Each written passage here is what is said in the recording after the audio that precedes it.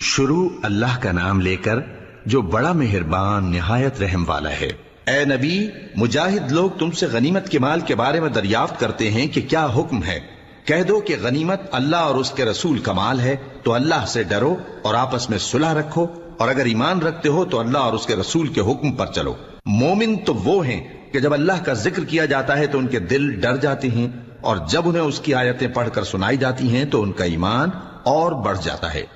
اور وہ اپنے پروردگار پر بھروسہ رکھتے ہیں۔ اور وہ جو نماز قائم کرتے ہیں اور جو مال ہم نے ان کو دیا ہے اس میں سے نیک کاموں میں خرچ کرتے ہیں، یہی سچے مومن ہیں، اور ان کے لیے ان کے پروردگار کے ہاں بڑے بڑے درجے ہیں اور بخشش اور عزت کی روزی ہے۔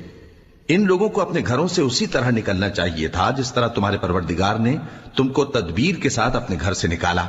اور اس وقت مومنوں کی ایک جماعت ناخوش تھی، وہ لوگ حق بات میں اس کے ظاہر ہونے کے بعد تم سے